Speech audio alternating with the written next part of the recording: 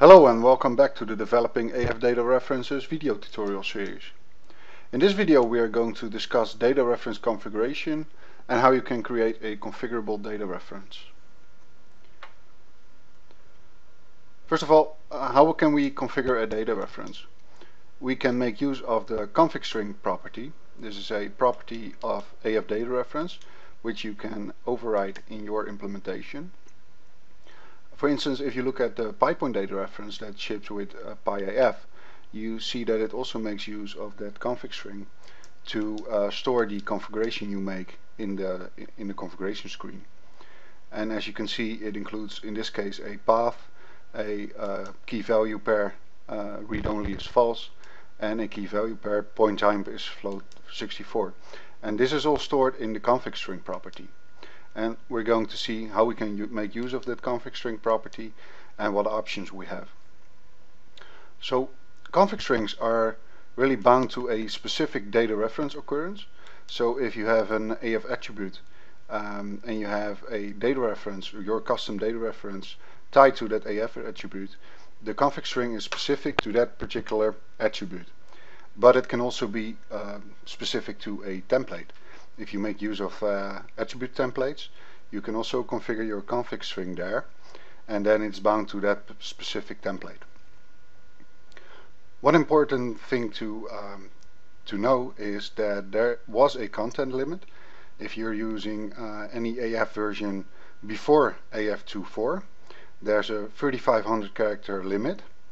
If you're using a more recent version, AF24 or a newer version, then you don't have any character limit in your config string. So how can we make use of a config string? If you go to your AF data reference implementation, you can override a property called configString. And as every property, you can have a get and a set accessor. What you have to know is that the get accessor, so when the property is being read, is basically done by AF SDK when AF SDK wants to store your config string in the database. So you have to make sure that you create your config string at that particular time, or you have it ready, and then you can return it back to AF SDK, which will make sure it will get stored in the AF server. If the config string is being set, that usually occurs when your data reference is instantiated, or maybe when the config string has been changed by some outside method, for instance by the PySystem Explorer, or maybe manually by someone using the AF SDK to set the config string of your data reference. Then AF SDK will use the set accessor and give you a config string. And what you have to do then is read that config string and make sure you use all those values to initialize your data reference. One important thing to know is that once a config string has been changed, or your configuration has been changed, and you want to make sure you store it, you have to call a method called saveConfigChanges. This is a public method of the AF data reference class, and basically when you want to store your updated configuration and you want to make sure it will be updated in the AF server, you have to call that particular method. In the next few slides we're going to see some implementations of those two methods, which I put here just to make it a little bit clearer.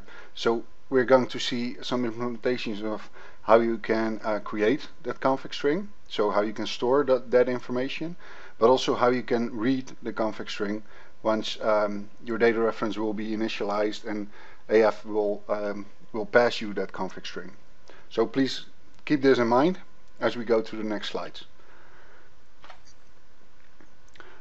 The most simple implementation of a config string in my mind is having a config string with some fixed indexes. So in this case we have a config string with some settings. In this case it's a setting called some setting, that's a value, some other setting is another value, and just another setting is another value. And by using those fixed indexes we know, well, some setting will be the first index, so that's index 0.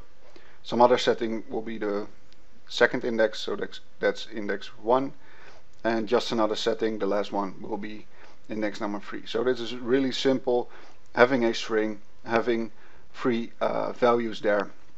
And you can set your own public properties or your private properties, which will make it much easier to use in your data reference.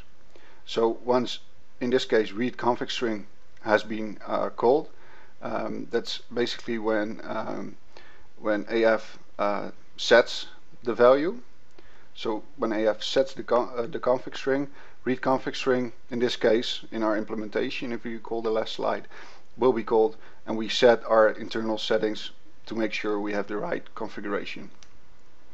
Creating that same sort of config_string when the get accessor has been called, so AF wants to pull your config_string, is in this case also really simple. You just have some setting, some other setting, and just another setting together in a string separated by semicolons. So this is a very simple, basic implementation of using a config_string. A little bit more advanced sample would be having key value pairs. The beauty of this is that you're a little bit more dynamic. You can have much more settings, and you're not bound to having those fixed indexes, because your values are being called by a name, a key in this case.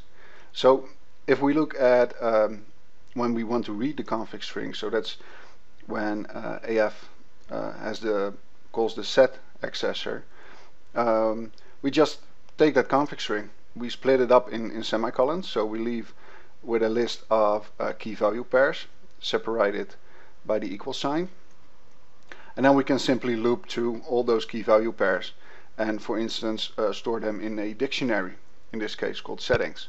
So if you operate your data reference, for instance, where the getValue method is being called, you can make use of that dictionary to retrieve the settings set by the config_string.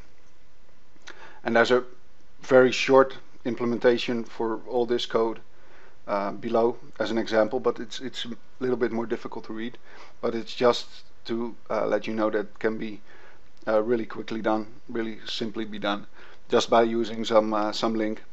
So we split by semicolons, and then we create a new dictionary from that list, where you say, well, the key is the first value, so that's the value, the name, and the other one is the value, and that's the second pair. Creating that config_string, so again, that's when AF wants to store your config_string. You can simply create it by, in this case, selecting all those key value pairs and create a new string where you separate the key from the value with the equal sign, and you join all those values together with semicolons, so that will create a same string as in the example above. So this is a little bit more dynamic example of how you can use key value pairs in your config_string. A more advanced sample, but something that can be really useful, especially if you have a more complicated data reference, is using a class that holds your configuration. In this case, it's called some extensive configuration. It can hold almost whatever you want of the simpler types, of types that are marked as serializable in this case.